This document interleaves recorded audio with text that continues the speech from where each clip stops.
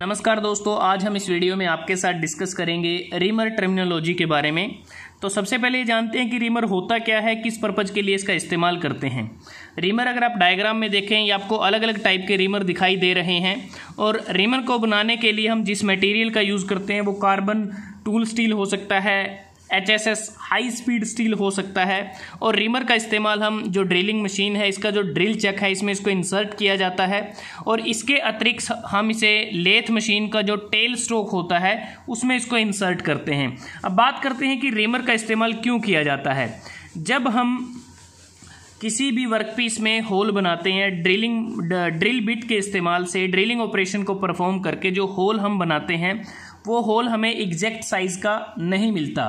और exact size के whole को प्रोड्यूस करने के लिए होल को पहले अंडर साइज ड्रिल बिट की मदद से प्रोड्यूस किया जाता है, उसके बाद रीमर की मदद से एग्जैक्ट साइज का होल प्रोड्यूस किया जाता है एक मल्टीपल एज कटिंग टूल के इस्तेमाल से, जिसे हम रीमर कहते हैं। और एक प्रकार से होल को फिनिशिंग देने के लिए भी इसका इस्तेमाल किया जाता है।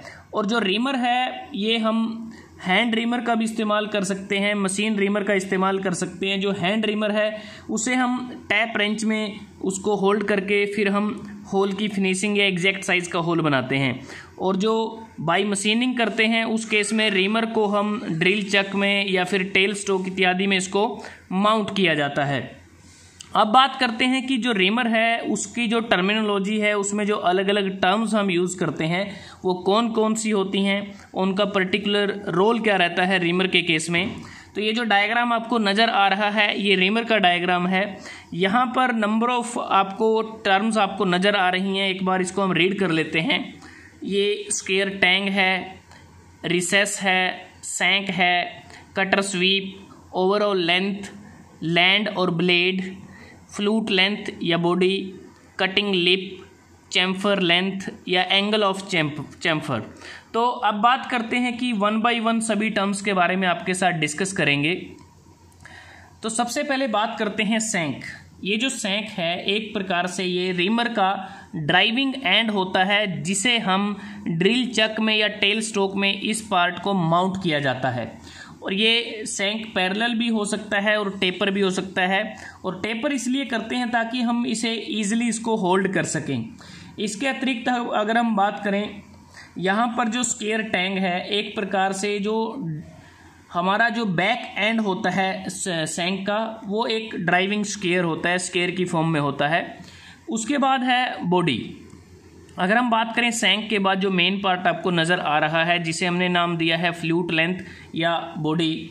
फ्लूट लेंथ का नाम इसलिए दिया है क्योंकि ये वो पार्ट होता है रीमर का जिस पार्ट पर फ्लूट बनाई जाती हैं। और इस पे जो फ्लूट होंगी वो पैरेलल भी हो सकती हैं और हेलिकल भी हो सकती हैं। एक प्रकार से पैरेलल ग्रूव हो सकता है या फिर हेलिकल ग्रूव हो सकता है। अगर आप ये जो डायग्राम आपको नज़र आ रहा है यहाँ ये पैरेलल ग्रूव इसमें दिए गए हैं, हेलिकल ग्रूव इसमें दिए गए हैं। तो इस प्रकार से अगर हम देखें जो फ्लूट हम प्रोवाइड करते हैं रीमर के बॉडी पर, वो बेसिकली उसका पर्पज़ ये रहता है कि जब भी हम होल की फिनिशिंग करते हैं या एग्जैक्ट साइज़ का होल हमें अचीव करना है तो उस केस में जब वर्क पीस से मटेरियल को रिमूव किया जाता है तो ये जो स्ट्रेट या जो हेलिकल ग्रूव्स होते हैं इनके थ्रू जो मटेरियल है वो चिप्स की फॉर्म में बाहर निकलता है। इसके अतिरिक्त जब हमें कटिंग एरिया पर कटिंग फ्लूइड को कन्वे करना है तो उस केस में भी जो हेलिकल या स्ट्रेट ग्रूव्स हैं इनका इस्तेमाल किया जाता है। और एक वर्ड है लैंड या जिसे हम ब्लेड भी कहते हैं। लैंड एक प्रकार से जो दो फ्लूइड होते हैं उनके बीच का जो फ्लैट सरफेस होता है वो लैंड कहलाता है। उसके बाद है फेस।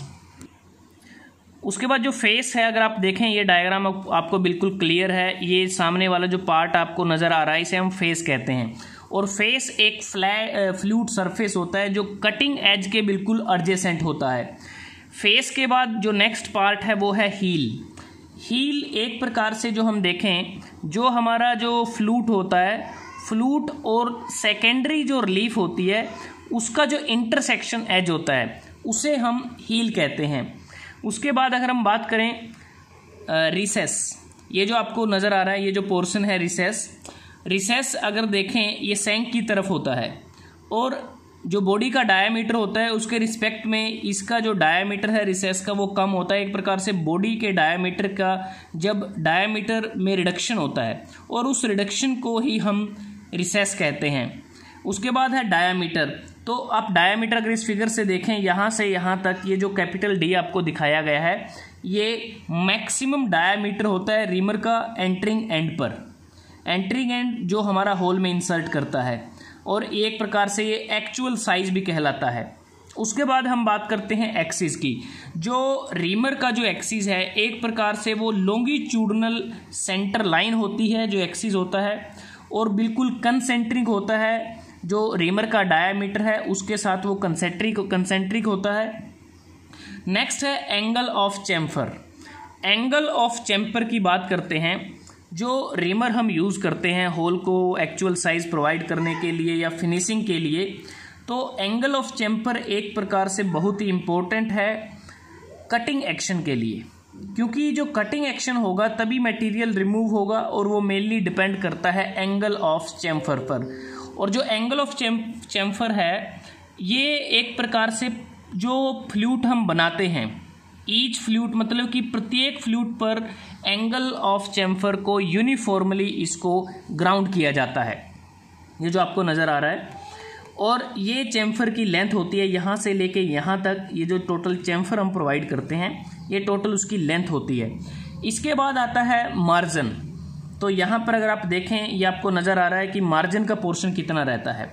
मार्जिन बेसिकली क्या है कि ये थिन पैरेलल स्ट्रिप होती है, इस तरह से एक जो आपको नज़र आ रही है, ये देखो थिन पैरेलल स्ट्रिप जो एंगल ऑफ चैम्फर के साथ वो रन करती है, और एक प्रकार से कह सकते हैं कि जो लैंड है उसके अलोंग इसकी लेंथ होती है। जो हमारा ये जो लैंड विड्थ है उसके अलोंग इसकी, क्योंकि लैंड विड्थ कहाँ है, यहाँ से यहाँ तक हमारी लैंड विड्थ है। अगर हम देखें यहाँ से यहाँ तक ये हमारी लैंड विड्थ है, और उसके पैरेलल ही हमारा जो मार्जिन है, ये वाला जो पोर्शन आपको दिख रहा है ये हमारा कहलाता है मार्जिन कहलाता है। उसके बाद जो एक टर्म है जिसे हम कहते हैं कटर स्वीप। अब जो कटर स्वीप है ये वो पोर्शन होता है, अगर आप देखें एक प्रकार से हल्का सा इंक्लिनेशन है यहाँ पर। कटर स्वीप वो पोर्शन है जब हम रीमर की जब फ्लूट को बनाते हैं, बनाते समय जब मिलिंग कटर एंटर करता है और कंप्लीट होने के बाद जब रिमूव करता है, तो ये वो सेक्शन है जहाँ से हमारा मिलिंग कटर या जो ग्राइंडिंग व्हील है वो एंटर करेगा या लीव करेगा फ्लूट को, उसे हम कटर स्वीप कहते हैं।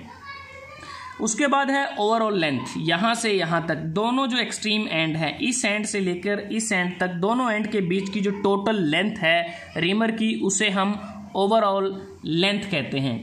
उसके बाद है रेक। जो रेक एंगल है, रेडियल रेक एंगल जो हमने पॉजिटिव बताया है, ये एक एंगुलर रिलेशनशिप होता है कटिंग फेस के बीच में।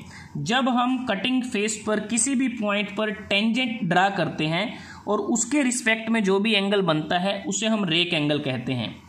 और उसके बाद है चैम्फर रिलीफ एंगल और चैम्फर रिलीफ।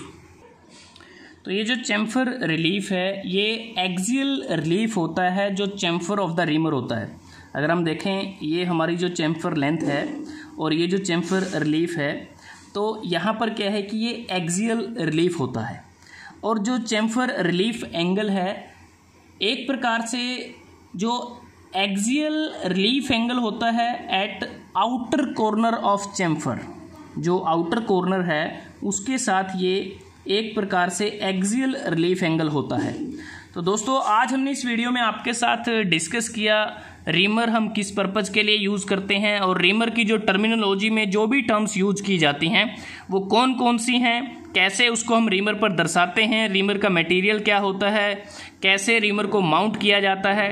तो अगर आपको ये वीडियो अच्छा लगा आप इसको लाइक कर सकते हैं, शेयर कर सकते हैं अपने दोस्तों के साथ, स्टूडेंट्स के साथ। जल्दी हाजिर होते हैं एक नए वीडियो के साथ, तब तक के लिए धन्यवाद। आपका दिन शुभ रहे।